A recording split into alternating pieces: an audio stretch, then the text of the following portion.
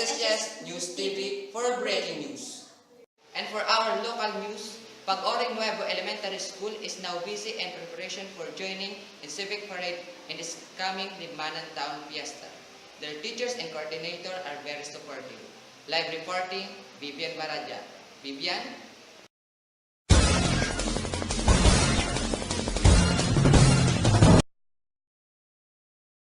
Good morning, Emily and Roel. We are here now in Pag-Oring Nuevo Elementary School. At Maybach, you will see the students who are practicing majorettes and DLC for civic parade competition in this incoming Libmanan Fiesta.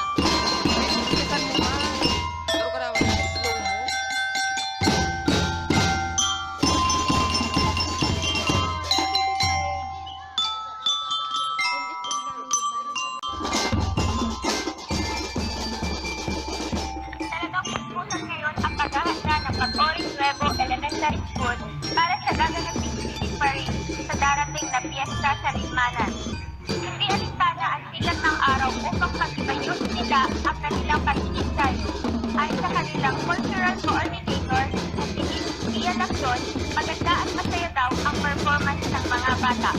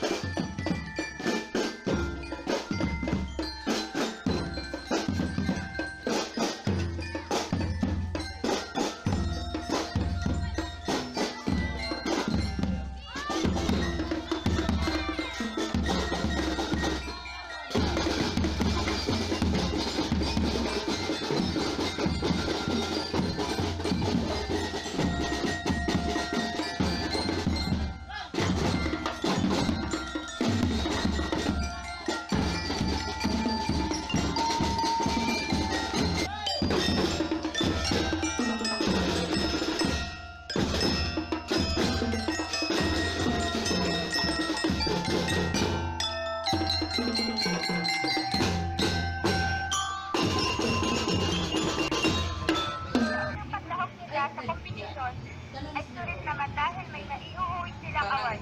Kaya pinilapasin ang pagod at sakripisyo. At ngayong darating na civic parade competition ay umaasa nila na iuuwi nila ang trofeo. Ano po ba ang paghahanda na isinasagawa niyo para sa kompetisyon na inyong lalahukan? Araw-araw napapractice yung mga DLC at majorettes. Tapos yung trainer nila, palagi nandito, araw-araw yun. Maghapon, practice.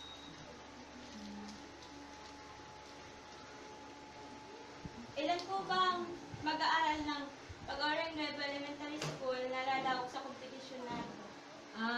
Member ng DLC is 19 members. Majorettes is 10 members. Pang ilang ulit nyo na po bang pagsali sa kompetisyon na ito? Ang ilang ulit. Tumigil kasi kami. Pero sumali na kami last year. Tapos ngayon ulit. Kumusta naman po ang performance ng mga naglalahok sa performance ng mga bata sa pagpapractice? Okay naman. Gusto nila sa practice. Tapos, okay naman. Sumusunod sila sa mga instructor nila, sa trainer nila.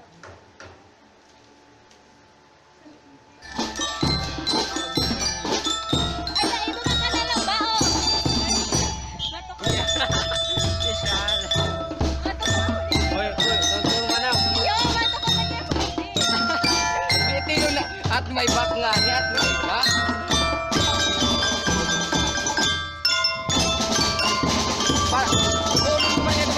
Already know what preparation that they are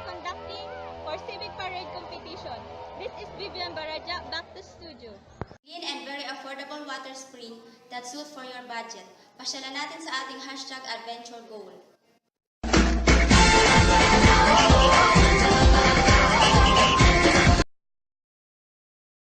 Good morning, Philippines. We are here now at Loredim Resort at Pag-oring Nuevo, Libmanan, Camarines Sur, in which it is one of the favorite summer destination at Libmanan.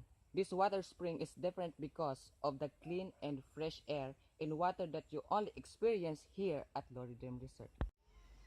Tara na't samahan niyo ko at ating subukan ang ganda ng Loredim Resort.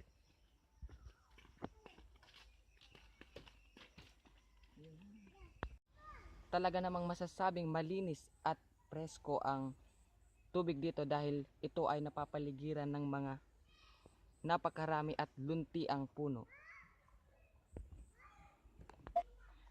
Naglalagay rin sila ng mga signages upang mapanatili ang kalinisan ng kapaligiran, kagaya na lamang ng panatilihing malinis ang balon. At please keep our environment clean.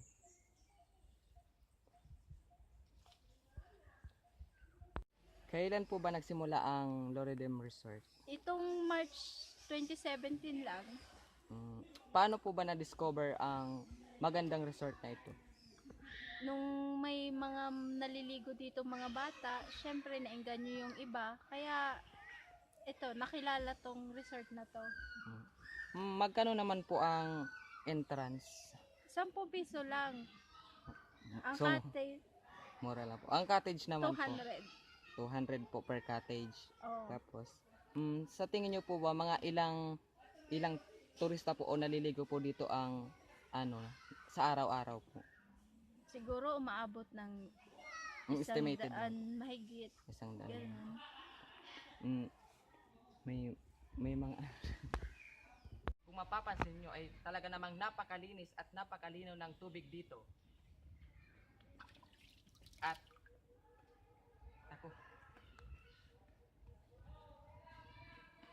kung makikita nyo, ang tubig dito ay nanggagaling sa ilalim ng mga batong ito. Kaya ang tubig dito ay talaga namang napaka-presko. Maaari nyo pong imbitahan ang mga nanonood sa atin, i-encourage nyo po sila upang subukan ang itong resort nyo. Sa mga gustong maligo dito sa Loredim Resort, dito sa Binubon, Pag-oring Nuevo, para ma-experience nyo kung ano ang sarap ng tubig dito at ganda.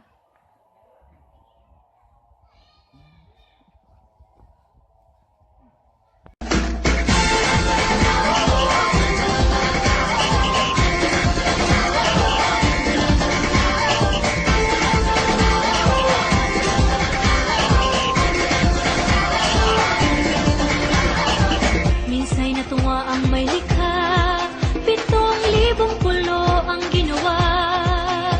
Mga hiyas na inilatag sa malasutlang dagat. At ang bayan niyang pinili, nasa tulog ng bahaghari. Kaya't 1,000 kulay nangaakit kumakawa. So ayan, nasubukan na natin ang ganda ng resort na ito. Talaga namang beat the heat at Loredim Resort. This is Ruel Villarreal for SHS News TV. Up next on breaking news, Marawi attacked by terrorists. All of that when breaking news return.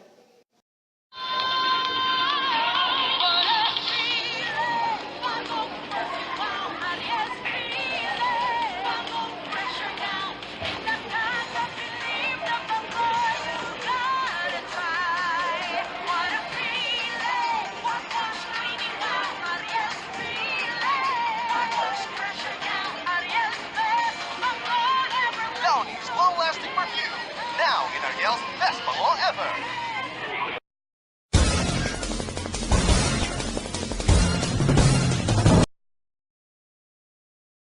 Marawi attack by terrorists and martial law declared in Mindanao.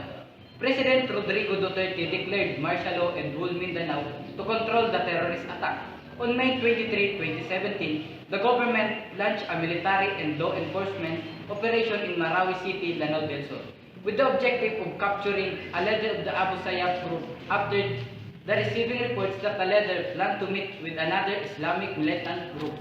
Maoti Group militants attacked Camp Ranao and occupied several buildings in the city, including Marawi City Hall, Mindanao State University, a hospital, and the city jail. They also occupied the main street and set fire to St. Mary's Church, Ninoy Aquino School, and Dansalan College, run by the United Church of Christ in the Philippines. The group also attacked the Marawi Cathedral, taking a priest and several churchgoers hostage. On May 26, 2017, the Armed Forces of the Philippines state that some of the terrorists are foreigners who have been in the country for quite some time, offering support to the Maoti Group in Marawi. Their main objective is to raise an ISIS flag at the Lanao del Sur provincial capital and declare a wilayat or provincial ISIS territory in Lanao del Sur. As of July 4, 2017, the casualty reported as follows: 343 militants killed, 9 militants captured, 85 government force, 500 government force wounded, 125 civilians dead. The police chief of Malabang, Romeo Enriquez, was cited by Duterte as beheaded in a siege on May 24, 2017 as one of the basics for his declaration of martial law the day before, was found later to be still alive. The police officer killed was later identified by the ARMM police as Senior Inspector Freddy Solar as former police chief of Malabang and member of the Drug Enforcement Unit of the Lanao del Sur Provincial Police. The Marawi crisis, also known as the Marawi Siege, and the Battle of Marawi is an ongoing armed conflict in Marawi, Lanao del Sur that started on May 23, 2017 between Philippine government security force and affiliated militants of the Islamic State of Iraq and the Lebanon, including the Maoti and Abu Sayyaf Salafi jihadist groups. The Philippine government claims that the clashes began when it launched an offensive in the city to capture Esnilon Hapilon, leader of the ISIS-affiliated Abu Sayyaf group, after receiving reports that Hapilon was in the city, possible to meet with militants of the Maoti group. A deadly firefight erupted when Hapilon force opened fire on the combined army and police teams and called for reinforcement from the Maoti group, an armed group that has pledged allegiance to the Islamic State and were believed to be responsible for the 2016 Davao City bombing, according to militant spokesman. The 103 Brigade of the Philippine Army, stationed at Camp Ranao, was attacked by at least 500 Maoti group militants. A number of militants were then seen waving their ISIS flags as they roamed the street of Marawi. The whole city was put on lockdown and several buildings and houses were set ablaze by members of Maoti group. Dozens of gunmen occupied the Marawi City Hall as 107 inmates escaped from the Marawi City Jail and the Malabang District Jail. 39 after the Maoti attacks. Power and communication lines were able shut down due to the continuous hostilities. Roads leading Problems and wars the Marawi City experienced, they trying to rise up again. This is Jan Bulagwa reporting for Breaking News. 17 will be held at Kuala Lumpur, Malaysia. 11 nations of Southeast Asia will participate. To give us data, Michael De Mesa.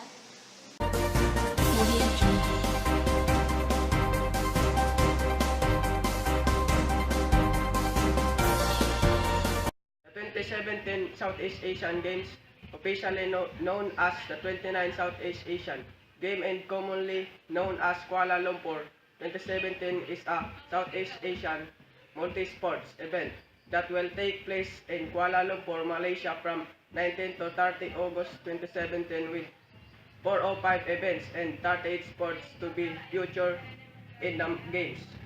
This will be the 6th time Malaysia hosts the Games and its first time since 2001.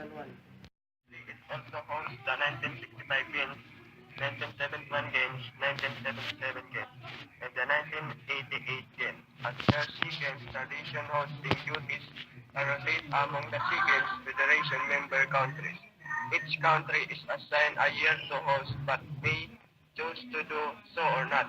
Olympic Council of Malaysia Secretary General Sekop Chi Wu attended the meeting, said that Myanmar would host the games in 2013, followed by Singapore in 2015. Then it should be Brunei turns, but it wanted to host the 2019 games instead of the 2017 edition. Malaysia is willing to be the host for the 2017 games.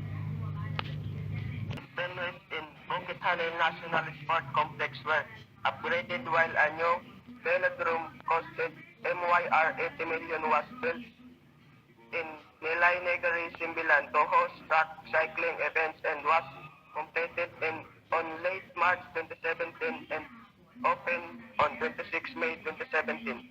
Initially, Sabah and Tawarak was considered a number of events contested. However, the chief executive officer of the 17 SEA Games, Sir Paul Embong, has decided not to involve the East Malaysian state setting a higher cost as the main reason for not involving. More than RM 1.6 billion has been allocated by the host country to turn the national sport complex in Bukit Halil, Kuala Lumpur and its surrounding areas into a sports city. The work will get the Bukit Halil National Stadium ready to host the 2017 Southeast Asian Games. Brace yourself, winter is coming. For the first time ever in the history of the SEA Games, winter sports will be contested in a full stage medal event as well. The decision by the organizer called the way for Southeast Asian nations to participate in future Winter Games, including the Winter Olympics, especially in the following categories. A total of 39 sports will be contested in this edition. 5 sports, including 2 winter sports, will be introduced the games: bridge, cricket, ice hockey, ice skating, and tarong darayat. For the first time, the winter sports were accepted by the Southeast Asian Games Federation Council into the SEA Games. Ice skating and ice hockey, together with cricket, were inducted into category 2, joining the other 35 sports that are featured in the Olympic Games and Asian Games. Tarong darayat and bridge joined 16 other sports in category 3. All 11 members of Southeast Asian Games Federation.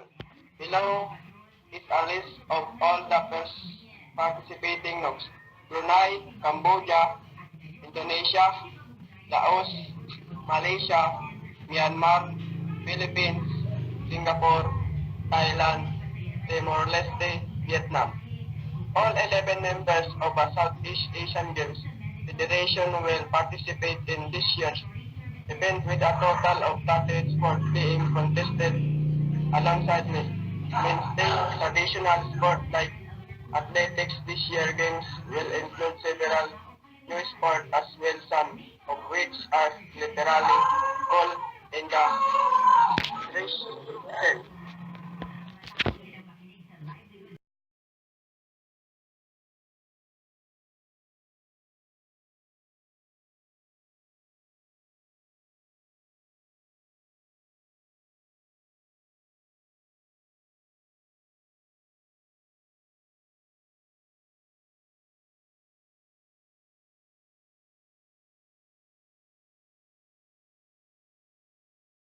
SEA Games tradition hosting duties are rotate among the SEA Games Federation member countries. Each country is assigned a year to host but may choose to do so or not.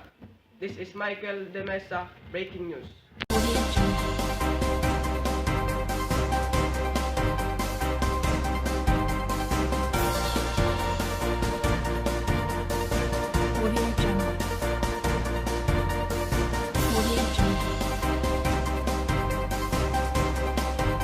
Up next on breaking news, Marawi attacked by terrorists. All of that when breaking news return. Ako si Mr. Bayong. Walang takot sa putik. Astig ang kote mahuli. Kaya damit lagi. Sa Marawi ang mapagsabi ano? Putik! Mahirap nang mabutihin to! Gulat ka, no? Sa Type 6, konting kusot lang, todo puti na. Todo puti? Sa Type Panangyan.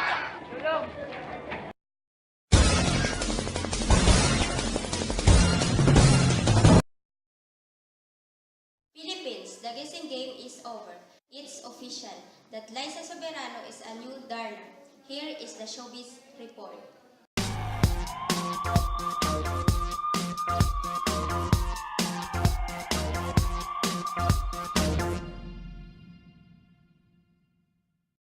It's official. Liza Soberano is the new Darna. Pilipinas, the guessing game is over. Liza Soberano has emerged as star cinema, picked to play the newest incarnation of Darna, perhaps the country's most iconic superhero, in upcoming film adaptation by Eric Mati. Soberano, who is 19, has built a reputation after starring as the lovable lead of both Dolce Amore and Forevermore.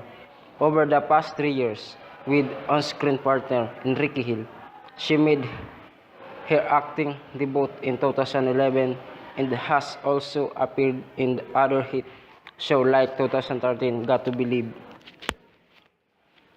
In an exclusively interview with ABS-CBN News MJ Filipe on Tuesday, Soberano said, "Yes, it is confirmed. Tinatanggap ko na ang role na Darna." She succeeded Miriam Rivera, who was the last to portray the Mars Ravelo character on screen. Rivera was 24 when she first donned famous pirate costume in 2009. And the choice of Soberano seemed to suggest that the newest version will now be a tad younger. Angel Locsin, who played Darna in 2005, was the first tapped by Mati to star in his film, but a back injury forced the actress out of the project. Locsin has since called her fans to support whoever will replace her. "I know and trust the reins to the next lucky lady who will have the time of her life portraying the role," she said. Since Darna made her comics debut in 1950, the well-loved character has been played by several actresses on TV and in films, including a young Belma Santos in 2000. In 1970s, the original Lord Darna is a warrior from planet Marte who manifests herself in a village girl from Earth named Narda. In order to transform into the heroine and defend human from evil force, Narda swallows a tiny meteorite and shouts Darna, a small scene which has since been embedded in local pop culture. The upcoming Star Cinema Darna movie was first announced in 2015. Speaking at the time, Mati, who directed acclaimed Honor Thy Father, said he accepted the project so that he could introduce the character to whole new generation of Filipinos. In his previous interview with DZMM, Mati agreed that Soberano has the build to successfully do the role justice. She has the strength, physical, young, itsura at katawan, and them tama yung edad, and you can do a lot of things. Sa mukha niya, pwede siya mag-iba-ibang itsura, and she could still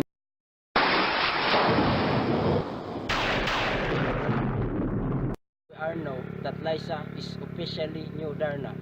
This is Robel Barasona for Showbiz News. That's all for breaking news today. Again, I'm Welby Darial And I'm Emily Nurara for SS News TV.